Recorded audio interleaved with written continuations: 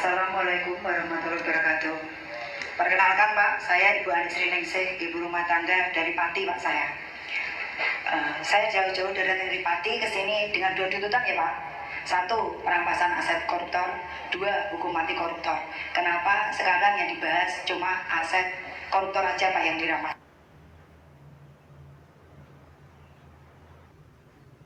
Bertanya sama teman-teman yang ada di ruangan ini. Dampak dari korupsi sama dampak dari narkoba itu lebih jahat mana pada bangsa ini Pak? Kenapa pengedar narkoba langsung dihukum mati Pak? Koruptor enggak dihukum mati Pak? Maaf kalau bahasa saya campur-campur ya Pak. Terus saya nggak percaya Pak kalau hanya aset koruptor yang disita atau dirampas. Nggak percaya aku Pak. Engko disita jari engko palsu koyo Febri iku Pak. Emas palsu, duit palsu, ora mungkin Pak. Wong dihukum itu Pak. Orang percaya aku nek hanya perampasan aset koruptor nek dihukum mati Pak. Gak setuju aku Pak. Assalamualaikum warahmatullahi wabarakatuh. Alhamdulillah, selamat pagi para sedulur yang saya cintai dan semoga dicintai oleh Allah SWT. Oke, para sedulur, tadi di awal ada potongan video tentang statement seorang ibu yang datang jauh dari Pati di Jawa Tengah, di wilayah utara Jawa Tengah.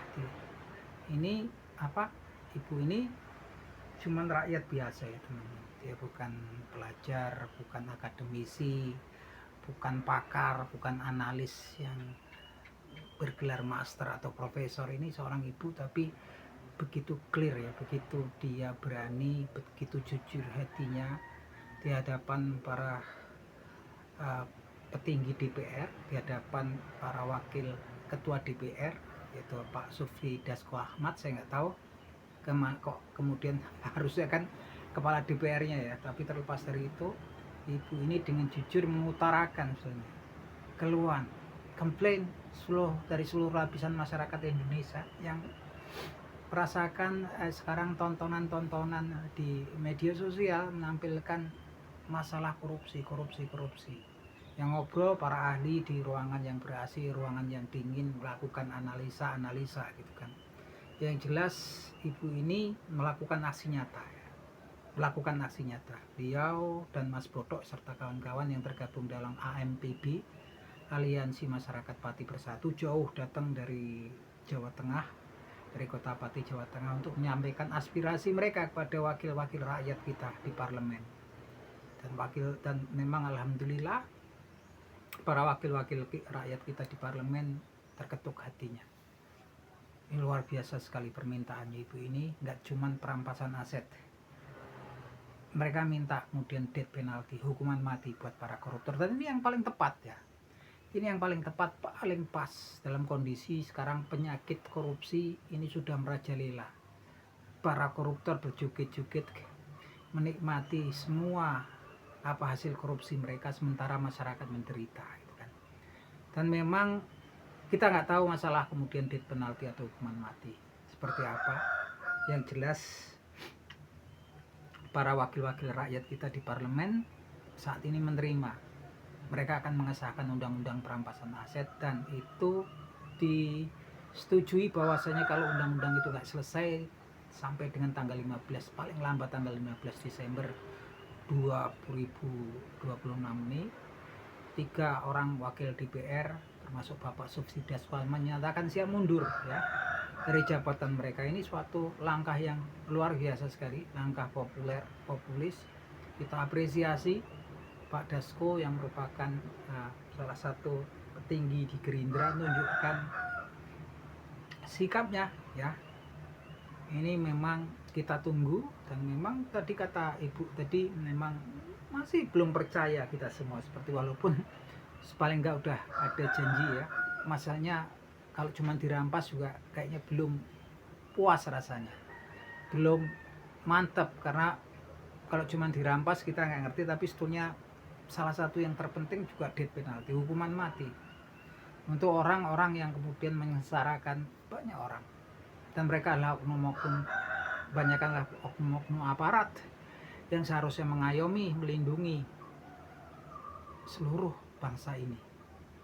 Ini lagi-lagi kita patut apresiasi, kita semua berterima kasih. Saya juga terharu dengan saudara-saudara kita di Pati, walaupun kemudian banyak para analis yang mereka cuman biasanya ngobrol-ngobrol di ruangan yang ber-AC, ruangan dingin, mengatakan ini ada yang mau menunggangi, ini ada yang mau menumpangi. Siapapun yang di belakang mereka, siapapun yang membiayai mereka, siapapun mereka itu, tapi yang jelas tujuannya teman-teman bisa pakai akal sehat kita semua ya teman-teman. Mereka melakukan aksi nyata, bukan cuma ngobrol-ngobrol di ruangan-ruangan yang dingin. Mereka datang ke Jakarta, entah dari mana mereka, biayanya pun yang jelas tujuannya mulia. Itu kalau menurut saya, dan lagi-lagi memang harapan, memang kemudian undang-undang perampasan aset dan sekaligus death penalty atau hukuman mati itu memang obat yang paling tepat, karena memang nggak ada kapoknya nih para koruptor di negeri kita. Betul-betul udah orang-orang semua orang-orang gemes, cuman kita ini kan kadang-kadang nggak berdaya, kita takut gitu kan. Mereka punya kekuatan besar, para koruptor itu udah menggurita gitu kan, menggurita di seluruh sarap-sarap gitu kan, seluruh sarap-sarap negeri ini gitu kan, semua udah digurita, dibelit oleh para koruptor itu. Ya adanya cuma dibersihkan, hukuman mati, suka nggak suka. Saya pikir seperti itu. Saya sih setuju dengan ungkapan itu tadi, betul-betul 1000% setuju. Kalau teman-teman di rumah, menurut teman-teman ya setuju nggak dengan apa yang diungkapkan itu tadi? Kalau kata itu tadi, kalau cuma pengedar narkoba jadi hukum mati, harusnya koruptor namanya. Kalau pengedar narkoba yang disengsarakan, yang dibikin menderita orang-orang yang kecanduan narkoba, orang-orang yang menggunakan narkoba. Kalau ini koruptor, masyarakat banyak, semua lapisan masyarakat gitu kan, disikat habis oleh para koruptor. Teman-teman, mungkin teman-teman bisa kasih pendapatnya di kolom komentar. Akhir kata, semoga obrolan kita ini bermanfaat ya. Kita ini kan juga punya saham di negeri ini. Kita cuma rakyat kecil, tapi kita juga punya saham untuk mengungkapkan pendapat kita. Itu aja teman-teman obrolan kita hari ini, semoga bermanfaat. Akhir kata, wabillahi taufiq wal hidayah. Wassalamualaikum warahmatullahi wabarakatuh.